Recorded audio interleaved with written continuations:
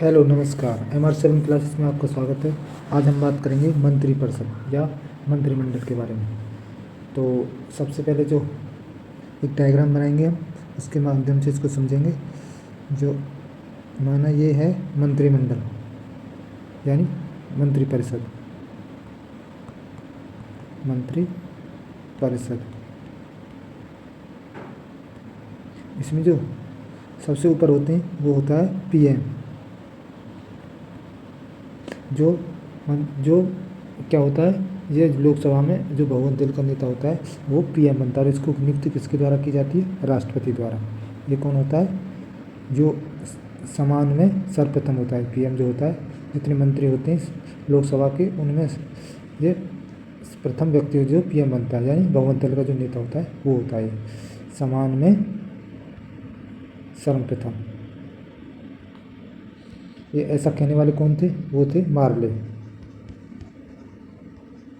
PM को जो समान होते हैं उनमें इनको समान में प्रथम कहा गया था।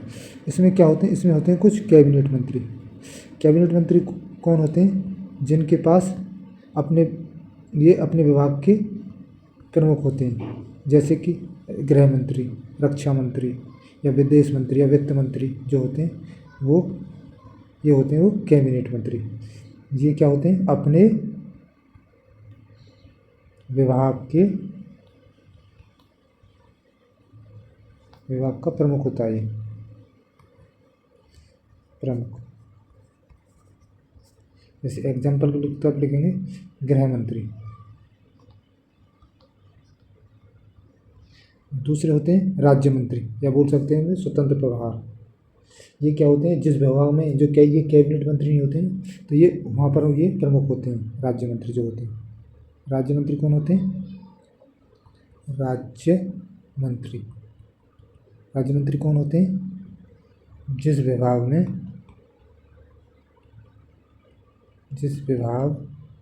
में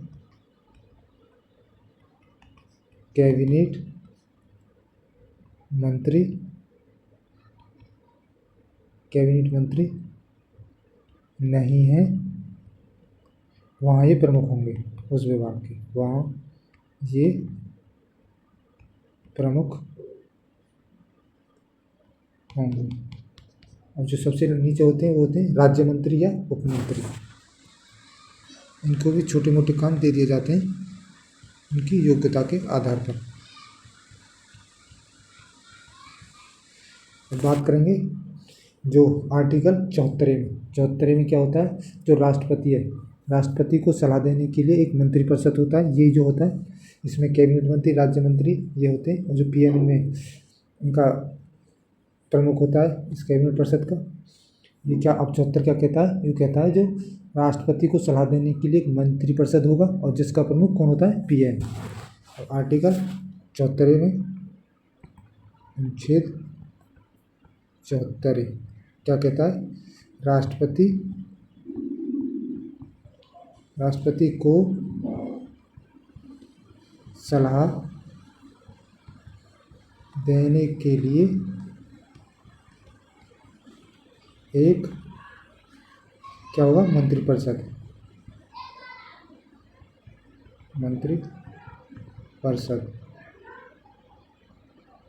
होगा। इसका प्रमुख कौन होता है मंत्रिपरिषद का? वो होता है PM, प्रधानमंत्री। जिसका प्रमुख PM होगा। और क्या होता है? जो राष्ट्रपति जो सलाह देते हैं वो राष्ट्रपति को माननी ही पड़ती है इस मंत्रिपरिषद की। ये उनके लिए बाध्यकारी होती है। ये सलाह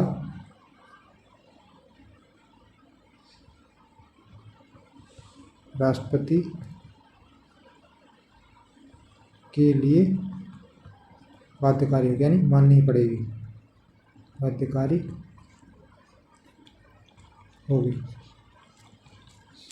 अब बात करें कि 74A का क्लॉज 1 था। बात करेंगे 74 का, और क्या कहता है? वो कहते हैं जो PM इसकी नियुक्ति कौन करेगा? इनकी जो नियुक्ति है वो करेंगे PM की नियुक्ति कौन करेगा? राष्ट्रपति। PM की नियुक्ति नियुक्ति कौन करेगा? राष्ट्रपति, राष्ट्रपति करेगा। और ये कौन होता है? ये जो लोकसभा है, लोकसभा में जो बहुमत दल का नेता होगा, ये कौन होगा? जो लोकसभा में बहुमत दल का नेता होगा। अब बात करेंगे अनुच्छेद 75 के क्लॉज 2 की। ये क्या कहता है?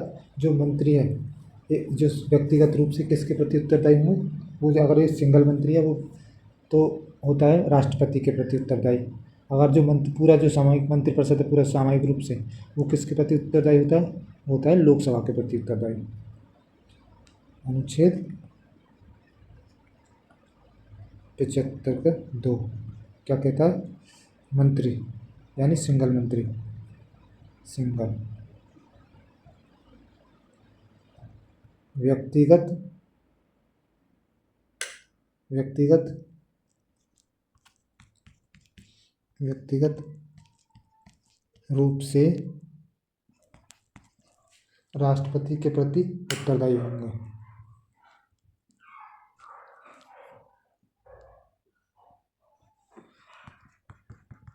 राष्ट्रपति के प्रति उत्तरदायी होंगे। हम बात करेंगे 75(3) क्या कहता है? अनुच्छेद 75 का 3 वो कहता है जो पूरा मंत्रिपरिषद का जो समूह होगा वो लोकसभा के प्रति उत्तरदायी होगा। मंत्री परिषद सामूहिक रूप से लोकसभा के प्रति उत्तरदायी।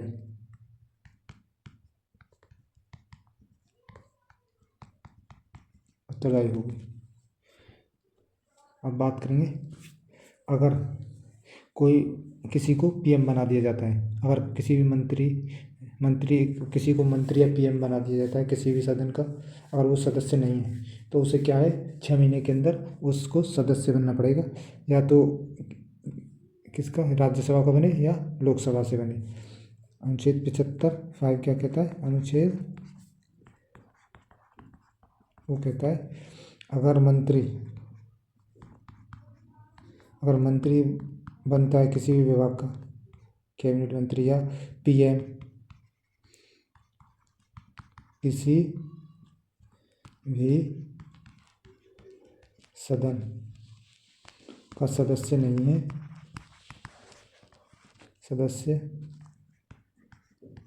है तो उसे 6 माह के भीतर यानी 6 माह के अंदर सदस्य बनना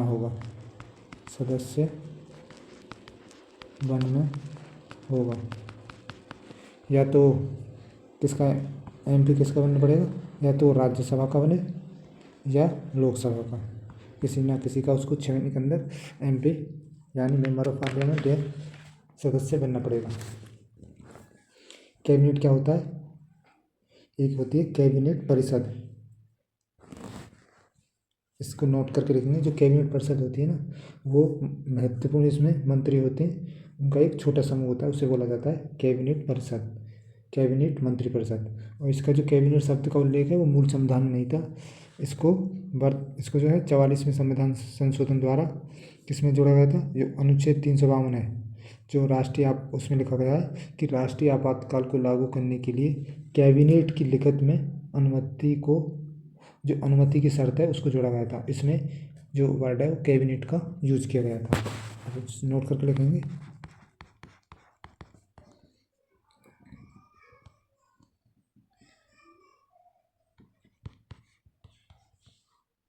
कैबिनेट मंत्रिपरिषद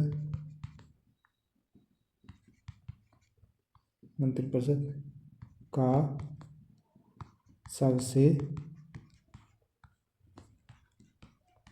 महत्वपूर्ण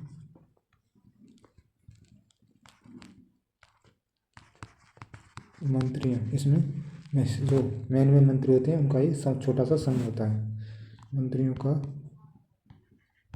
छोटा समूह है। और जो है कैबिनेट जो वर्ड है, ये इस शब्द का जो उल्लेख है वो मूल संविधान में नहीं था, अब लेकिन वर्तमान में है। कैबिनेट कैबिनेट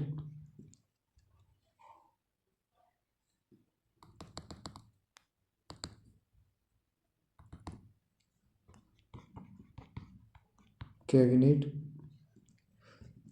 शब्द का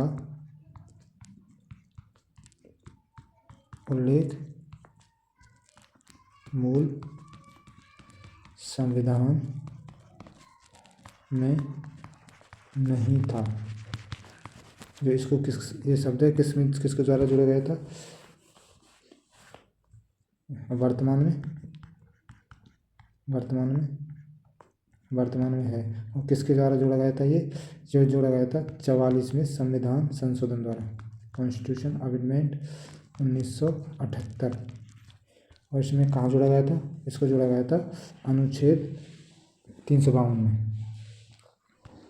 अनुच्छेद 352 में राष्ट्रीय आपात को लागू करने के लिए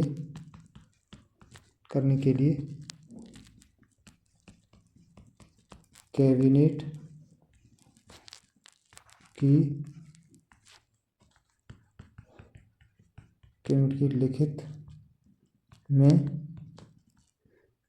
जो अनुमति की शर्त थी उसमें जोड़ा गया था।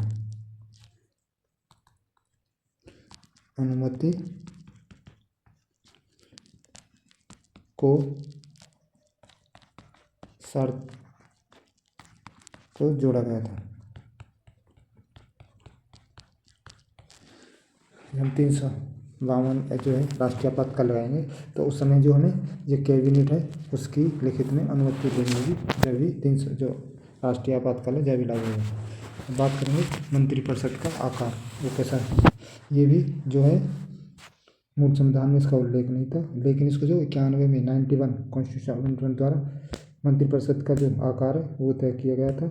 जो लोकसभा में कितना होगा मंत्रिपरिषद, वो होगा कुल सदस्यों का जो मैक्सिमम हो सकते हैं वो 15% हो सकते हैं। लेकिन इसका जो एक अपवाद है वो है दिल्ली में जो विधानसभा में कुल सदस्य का 10%, जो दिल्ली है उसमें जो कुल सदस्यों का 10% दिल्ली के लिए 10% है, और सभी और राज्यों के लिए विधानसभा में कुल जो सदस्य हैं उनका जो मंत्रिपरिषद की जो आकार है वो 15% होगा। बात करेंगे मंत्रिपरिषद का आकार। मंत्रिपरिषद का आकार वो क्या है? मिनिस्ट्री का आकार जो होता है, जो है ये चीज़ मूल संविधान में इसका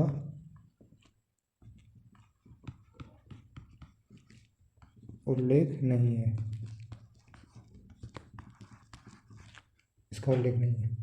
इसको किसके द्वारा जोड़ा गया था? मंत्रिपरिषद के आकार को इसको जोड़ा गया था 91 कॉन्स्टिट्यूशन अमेंडमेंट 2003 द्वारा जो है मंत्रिपरिषद का आकार को तय किया गया था। मंत्रिपरिषद का आकार तय हुआ। इसमें जो क्या था, इसमें जो क्या हुआ था, इसमें हुआ था वो लोकसभा के कुल सदस्यों का 15% तक, जो मैक्सिमम होगा 15% तक होगा। लोकसभा के कुल सदस्य के 15%, ये इतना मैक्सिमम हो सकता है।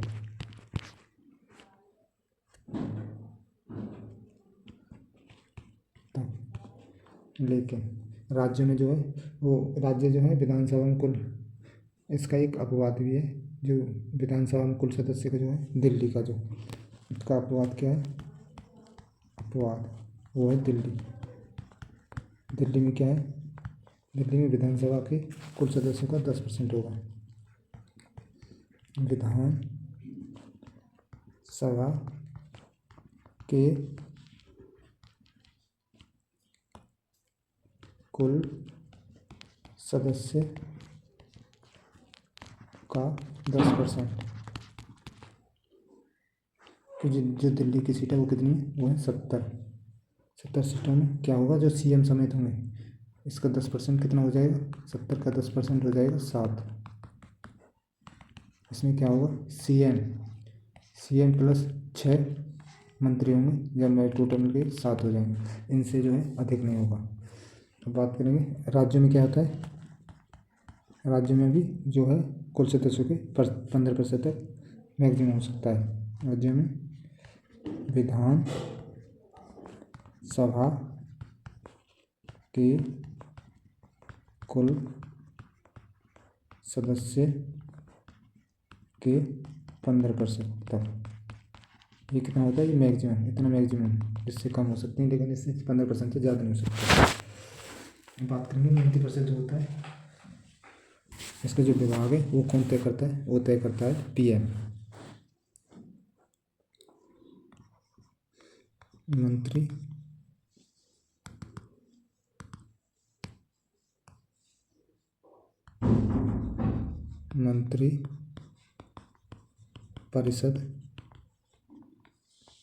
मंत्रिपरिषद का क्या है, जो विभाग है, पोर्टफोलियो, वो कौन डिसाइड करेगा,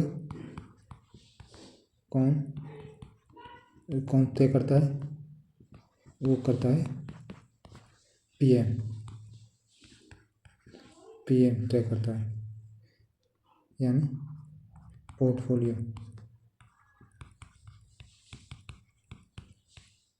कह सकते हैं विभाग,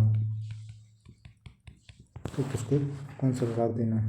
अगर पीएम की मृत्यु या इस्तीफा देने होने पर क्या होता है, जो मंत्रिपरिषद है वो अब स्वतः ही समाप्त हो जाएगी। अगर क्या होगा, अगर पीएम इस्तीफा दे दे या मृत्यु होने पर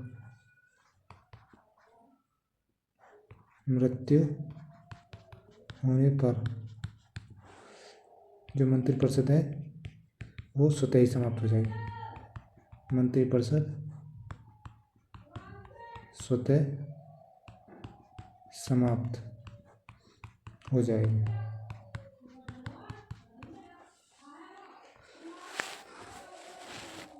अब बात करेंगे अनुच्छेद 78 की। अनुच्छेद 78 है, जो राष्ट्रपति है और मंत्रिपरिषद है, इनके बीच की जो योजक कड़ी है वो कौन होता है, वो होता है पीएम। यानी मंत्रिपरिषद कोई कानून बनाता है और उसको जो लेकर के राष्ट्रपति के पास कौन जाता है, वो जाएगा पीएम, ना कि पूरा मंत्रिपरिषद। मंत्रिपरिषद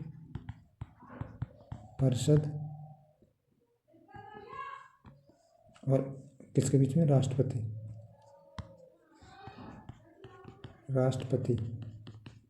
इनके बीच की जो योजक कड़ी है, लिंकेज किसके द्वारा होता है, लिंकेज यानी योजक कड़ी कौन होता है, वो होता है पीएम, प्रधानमंत्री। ये पीएम जो होता है वो वास्तविक प्रमुख होता है। क्या होता है पीएम, ये हमारे देश का वास्तविक प्रमुख होता है और नामात्र प्रमुख कौन होता है, वो होता है राष्ट्रपति। पीएम कौन होता है, वास्तविक प्रमुख, वास्तविक प्रमुख। और इसकी नियुक्ति कौन करता है, नियुक्ति होती है राष्ट्रपति द्वारा। और ये लोकसभा के बहुमत दल का नेता होता है। नियुक्ति किसके द्वारा होती है, राष्ट्रपति। और इसको शपथ कौन दिलाता है, वो भी राष्ट्रपति दिलाता है। शपथ कौन दिलाता है, राष्ट्रपति। और ये कौन होता है, पीएम, वो होता है लोकदल में यानी लोकसभा में बहुमत दल का नेता होता है। लोकसभा में बहुमत दल का नेता। और जो है लॉर्ड मार्ले ने क्या कहा था, ये समान में जो पीएम है इसको समान में, क्योंकि मंत्रिपरिषद ये जो है मंत्री जो एमपी होते हैं उनमें से ही किसी एक को जो पीएम बना दिया जाता है। इसी के लेकर जो मार्ले से उन्होंने कहा था, प्रथम में इनको समान कहा था। लॉर्ड मार्ले क्या कहा था, first among equal, first among equal यानी समान में प्रथम, समान में प्रथम।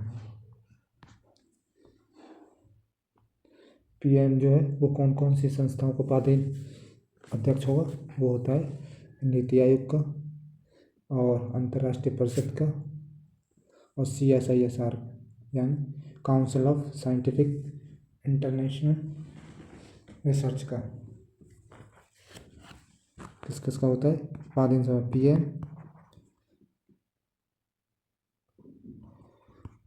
कौन कौन सी संस्था का उपाधि अध्यक्ष। यानी इसका मतलब ये होता है जो भी पीएम बनेगा वो ऑटोमेटिकली इन संस्थाओं का अध्यक्ष होगा। किस किस का, नीति आयोग, एक अंतर्राष्ट्रीय परिषद,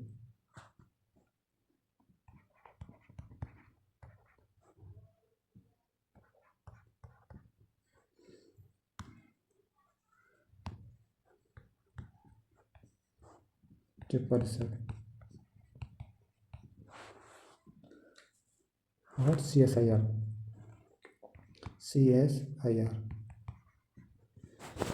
अब बात करेंगे भारत में कुछ जो मुख्य प्रधानमंत्री हुए उनके समय में क्या क्या कुछ महत्वपूर्ण घटनाएं जो हुई उनके बारे में। सबसे पहले बात करेंगे जो पंडित जवाहरलाल नेहरू की। भारत के प्रधानमंत्री, सबसे पहले बात करेंगे इसकी पंडित जवाहरलाल नेहरू की। पंडित जवाहरलाल नेहरू ये कब से कब तक रहे थे, ये रहे थे 1947 से 64 तक, 1964 तक। इनका जो कार्यकाल है वो सबसे लंबा है। इनकी जो महत्वपूर्ण बात है उसके बारे में, सबसे लंबा कार्यकाल कितने दिन का था, वो था 16 वर्ष 9 माह और 12 दिन का। 9 माह और 12 दिन इन्होंने प्रधानमंत्री पद पर रहे थे। इनके समय में क्या हुआ था, पंचशील समझौता, जिसमें कहा गया था जो हिंदी चीनी भाई भाई, और ये कब हुआ था, 1954 में। पंचशील समझौता कब हुआ था, ये हुआ था 1954 में। और क्या कहा गया था, हिंदी चीनी भाई भाई, हिंदी चीनी भाई भाई।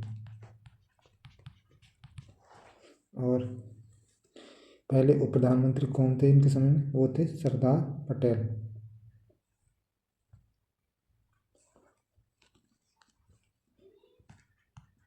पहले उप प्रधानमंत्री जो है, उप प्रधानमंत्री जो पद है इसका जो हमारे संविधान में कहीं भी जिक्र नहीं है। उप प्रधानमंत्री, फिर वे जो पहले उप प्रधानमंत्री थे वो थे सरदार पटेल।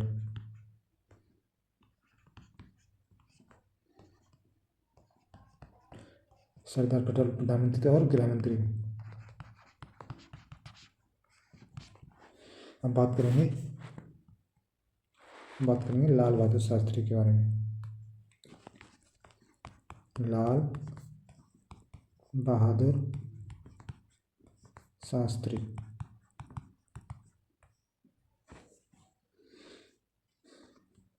इन्होंने कब से कब किया था? 1964 से 1966 तक। इनके समय में क्या हुआ था? इनके समय में हुआ था ताशकंद समझौता। और ये ताशकंद समझौते के लिए कहाँ गए थे? ये गए थे उज्बेकिस्तान। और ये किस किस के बीच में हुआ था ताशकंद समझौता? ये हुआ था इंडिया और पाकिस्तान के बीच में 1966 में। जब ये ताशकंद समझौते के लिए उज्बेकिस्तान गए थे तो वहीं पर इनका निधन हो जाता है। ताशकंद समझौता ये कब हुआ था? 1966 में। और ये कहाँ हुआ था? उज्बेकिस्तान।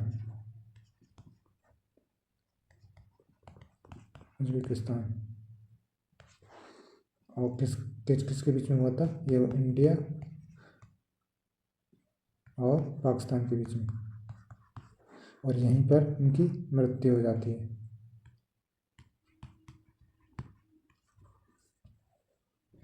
इन्होंने एक नारा दिया था, जय जवान और जय किसान। कौन सा नारा दिया था? जय जवान और जय किसान। और इसी में जो जय विज्ञान है वो अटल बिहारी वाजपेयी ने जोड़ दिया था। जय जवान जय किसान और जय विज्ञान ये कहा था अटल बिहारी वाजपेयी ने। और इसी में फिर जो है नरेंद्र मोदी जी ने क्या जोड़ दिया था? जय अनुसंधान। ये फिर उन्होंने क्या नारा बन गया? वो बन गया था जय जवान जय किसान जय विज्ञान और जय अनुसंधान। ये किसने कहा था? ये नारा दिया था नरेंद्र मोदी जी ने। अब बात करेंगे अगले इंदिरा गांधी जी की। इंदिरा गांधी इन्होंने 1966 से 1977 तक और फिर ये 1980 से 1984 तक भारत के प्रधानमंत्री रहे थे। इनके समय में क्या हुआ था? जो बांग्लादेश है उसको स्वतंत्रता दिलवाई थी 1971 में पाकिस्तान से।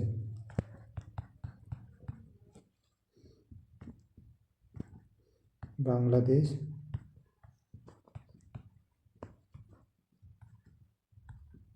स्वतंत्रता कब? 1971 में। और इनके समय में आया था मिनी कॉन्स्टिट्यूशन बोलते हैं, जो 42वां संविधान संशोधन हुआ था उसको 42वां कॉन्स्टिट्यूशन अमेंडमेंट 1976। इसे क्या बोलते हैं? Mini constitution. Mini constitution. और इनके समय क्या हुआ था? जो सिक्किम राज्य है वो भारत में लाया गया था, जो भारत का 22वां राज्य बना था। और इसको 36वें संविधान संशोधन द्वारा भारत में लाया गया। सिक्किम कौन सा राज्य बना था भारत का? 22वें। किसके द्वारा लाया गया था? 36वां संविधान संशोधन 1975। अब बात करेंगे मोरारजी देसाई।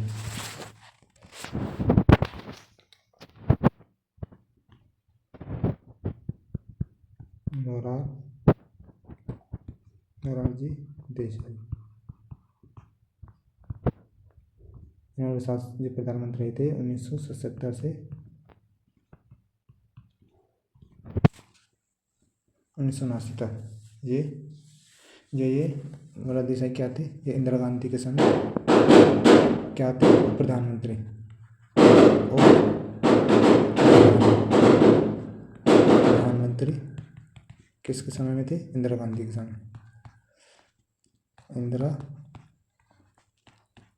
गांधी के समय। और इनके समय में क्या हुआ था? 44वां संविधान संशोधन। 44वां संविधान संशोधन, कॉन्स्टिट्यूशन अमेंडमेंट 1978। इसके द्वारा क्या हुआ था? जो संपत्ति का जो मौलिक अधिकार था उसको लीगल अधिकार बनाया गया था। आर्टिकल जो था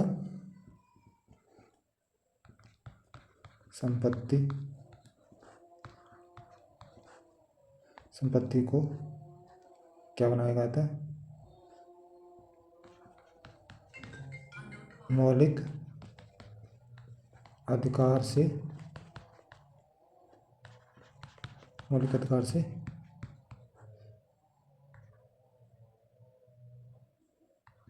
लीगल राइट्स बनाया गया था।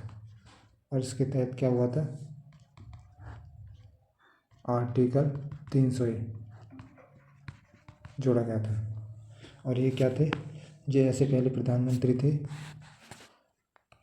जिन्होंने प्रधानमंत्री पद से त्यागपत्र देने वाले, इन्होंने प्रधानमंत्री पद है उससे त्यागपत्र दिया था। और ये सबसे बुजुर्ग जो प्रधानमंत्री थे, सबसे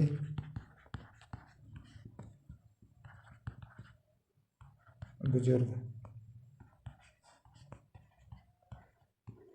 प्रधानमंत्री। और ये क्या थे? ये प्रधानमंत्री पद से त्यागपत्र देने वाले पहले प्रधानमंत्री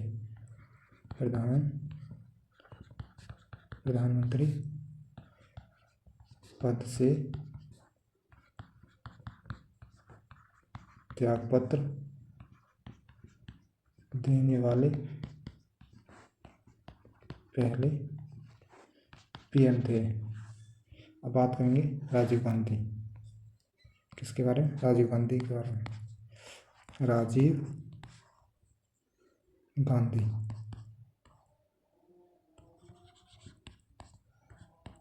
गांधी इन्होंने जो शासन किया था 1984 से 1989 तक। ये क्या थे? सबसे युवा प्रधानमंत्री थे। और इनके समय में 2 अमेंडमेंट हुए थे, महत्वपूर्ण जो अमेंडमेंट हुए थे वो क्या थे? वो थे जो दल बदल को रोकने के लिए अनुसूचित 10 जोड़ी गई थी, जिसके लिए 52वां संविधान संशोधन हुआ था। और क्या हुआ था? इनके समय में जो वोट देने की जो आयु थी उसको 21 से घटाकर 18 कर दिया गया था। और ये कौन सा संविधान संशोधन हुआ था? 61वें संविधान संशोधन द्वारा। ये सबसे युवा प्रधानमंत्री।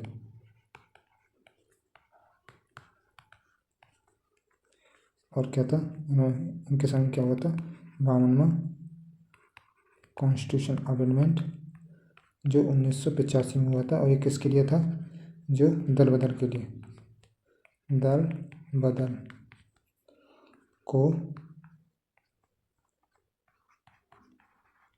रोकने के लिए। ये क्या हुआ था? इसमें अनुसूची 10 जोड़ी गई थी। अनुसूची 10 जोड़ी गई थी। और क्या हुआ था इनके समय में? 61वां संविधान संशोधन भी हुआ था, जो हुआ था 1989 में। इससे क्या हुआ था? जो वोट देने की जो उम्र थी वो 21 से 18 वर्ष वोट देने का अधिकार, उसकी वोट देने की बजाय उसको घटा दिया था।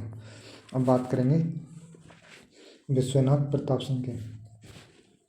इन्होंने जो इनके समय में एक मंडल आयोग आया था जिसकी सिफारिश जो है वो 1990 में लागू हुई थी, जिसके लिए ओबीसी के लिए 27% आरक्षण तय हुआ था। और इनके जब ये हटाए गए थे, इनके लिए अविश्वास प्रस्ताव से ये हटाए जाने वाले पहले प्रधानमंत्री थे इनके। उनके बारे में बात करेंगे, विश्वनाथ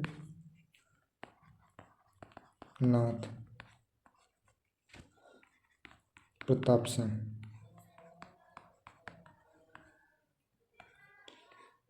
ये 1989 से 90 के बीच में भारत के प्रधानमंत्री रहे। इन्होंने मंडल आयोग की जो सिफारिश है वो लागू की थी 1990 में।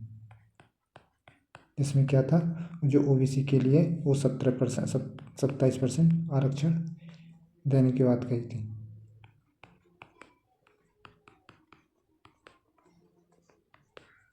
उन्नीस सौ नब्बे में। और इसमें क्या था, ओबीसी के लिए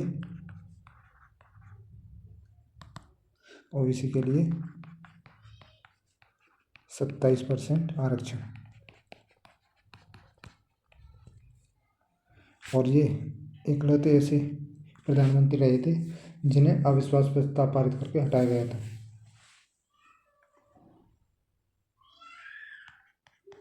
अविश्वास प्रस्ताव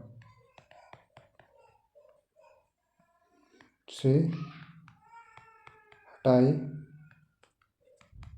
जाने वाले पहले प्रधानमंत्री।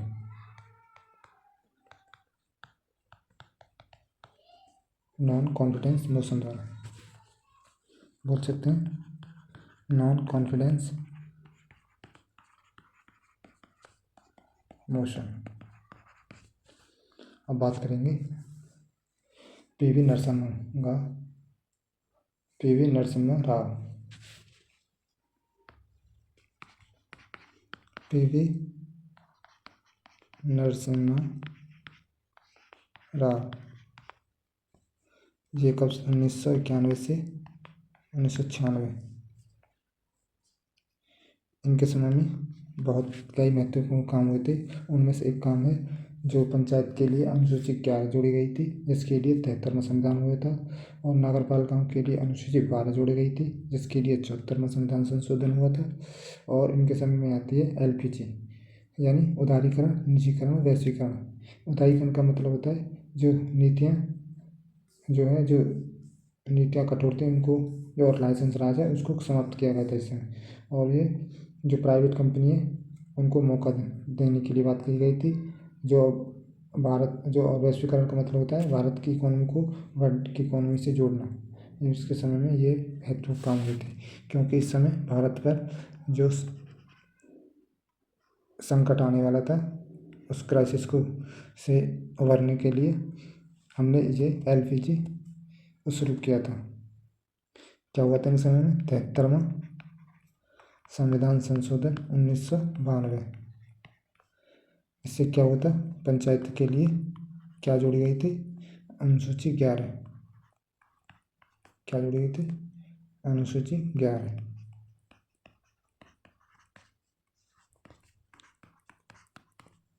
और होता है 74वां संविधान संशोधन। इसमें क्या होता है, नगर पालिकाओं के लिए अनुसूची 12 जोड़ी हुई थी। नगर पालिका क्या जोड़ी गई थी, अनुसूची 12। और इनके समय में एलपीजी रिफॉर्म आता है। एलपीजी इसका मतलब जो उदारीकरण, निजीकरण, वैश्वीकरण। उदारीकरण और निजीकरण और वैश्वीकरण। उदारीकरण का मतलब था जो लाइसेंस राज था या कठोर नीतियाँ बनाई गई थी उनको समाप्त करना, यानी सबके लिए उदारता से काम करना। नीतियाँ जो कठोर थी उनको समाप्त करना, कठोर नीतियों को समाप्त करना और लाइसेंस राज को समाप्त करना। लाइसेंस राज समाप्त। और इसका निजीकरण का मतलब होता है, इसमें निजीकरण का मतलब होता है जो प्राइवेट कंपनी है उनको भी मौका देना। प्राइवेट कंपनी को मौका देना।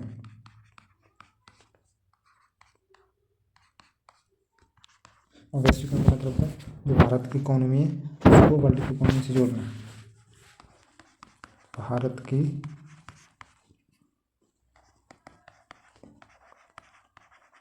इकोनॉमी का वर्ल्ड की इकोनॉमी से जोड़ना, इसे जोड़ना। अब बात करेंगे अटल बिहारी वाजपेयी जी के बारे में। अटल बिहारी वाजपेयी जी क्या थे? अटल बिहारी वाजपेयी जो थे वो 3 बार भारत के प्रधानमंत्री रहे थे और इन्होंने ही बीजेपी की स्थापना की थी।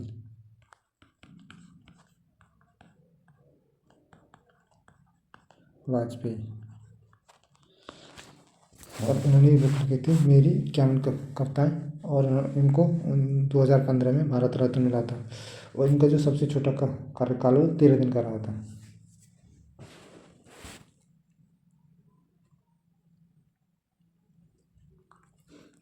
तीन बार प्रधानमंत्री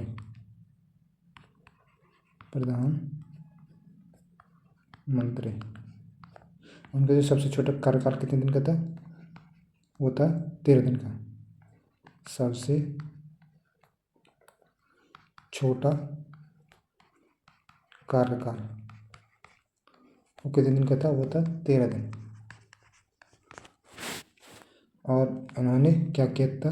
6 अप्रैल 1980 को बीजेपी की स्थापना की थी। किसकी? बीजेपी की स्थापना।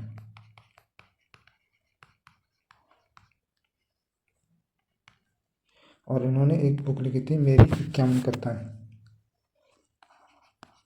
मेरी 51 कविताएं। और इनको 2015 में क्या मिला था? भारत रत्न। और इनके समय में एक कॉन्स्टिट्यूशन यानी संविधान संशोधन हुआ था जो मौलिक अधिकारों के लेकर था, शिक्षा को लेकर। वो था 86वां कॉन्स्टिट्यूशन अमेंडमेंट 2002। कौन सा आर्टिकल जोड़ा गया था? Article 21A। अब बात करेंगे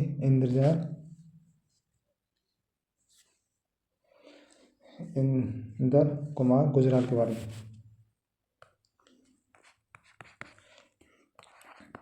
इंदर कुमार गुजराल ये कब से कब तक रहे थे? 1997 से 1998 तक। इन्होंने एक सिद्धांत दिया था 1998 में, वो दिया था गुजराल सिद्धांत के नाम से जानते हैं जिसे। इसमें क्या था? इसमें था हमारे पड़ोसियों से कैसे संबंध है उसके बारे में। गुजराल सिद्धांत, इसका मतलब क्या था? मेन मतलब इसका मतलब था हमारे पड़ोसी से कैसे संबंध है, यानी पड़ोसी, इसका जो पड़ोसी देश हैं उनसे।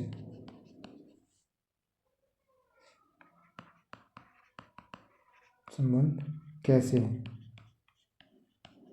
ये कब दिया था? 1998 में। हम बात करेंगे डॉक्टर मनमोहन सिंह।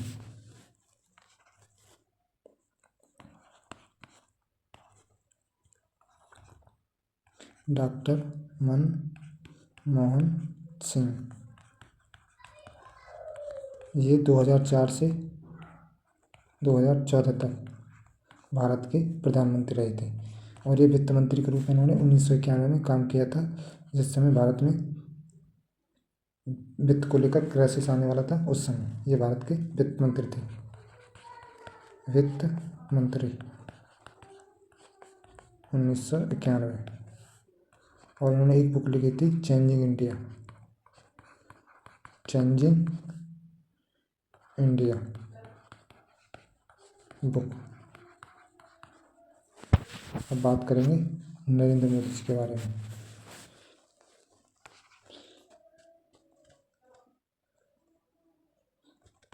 नरेंद्र मोदी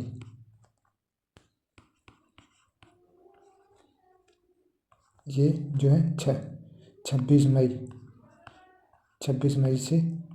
2014 से, और ये अब तक भारत के प्रधानमंत्री हैं।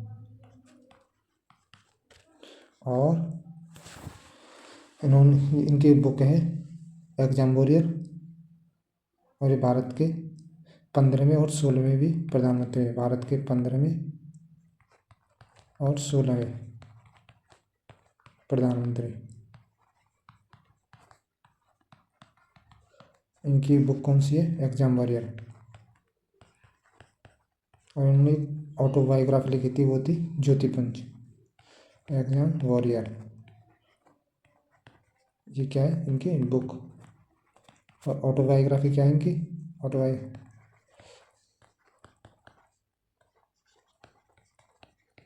वो है ज्योतिपुंज।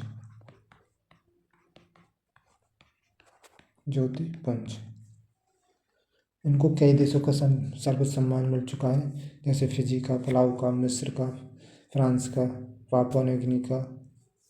अब एक बात करेंगे उप प्रधानमंत्री। जो भारत के उप प्रधानमंत्री तो रहे थे, लेकिन जो उप प्रधानमंत्री पद है उसका संविधान में कहीं उल्लेख नहीं है। बात करेंगे उप प्रधानमंत्री। तो सबसे पहले लिखेंगे इस पद, जो प्रधानमंत्री पद है, इस पद का उल्लेख संविधान में नहीं है। इस पद का उल्लेख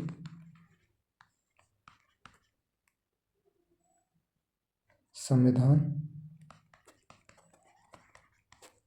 में नहीं है। फिर भी भारत के उप प्रधानमंत्री रहे थे। इनमें कौन कौन रहे थे उनकी लिस्ट है। उप प्रधानमंत्री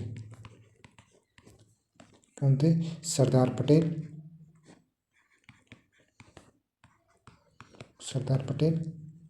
मोरारजी देसाई,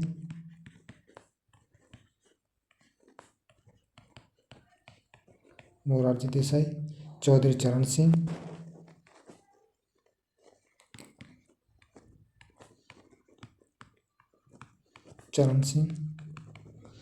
और एक बार रहे थे चौधरी चरण सिंह और जगजीवन राम। चौधरी चरण सिंह और जगजीवन राम। और ये थे यशवंत राव और चौधरी देवीलाल और लाल कृष्ण आडवाणी। ये भारत के उप प्रधानमंत्री पद के रूप में भारत के प्रधानमंत्री रहे थे। और ये था भारत का मंत्रिपरिषद या मंत्रिमंडल। तो इस वीडियो को यहीं समाप्त करते हैं, तो और आगे मिलते हैं जो भारत के वर्तमान में जो कैबिनेट है उसके बारे में जिक्र करेंगे, किसके पास कौन सा विभाग है उसके बारे में। तो मिलते हैं नेक्स्ट वीडियो में। तब तक के लिए देखते रहिए हमारे 7 क्लासेस।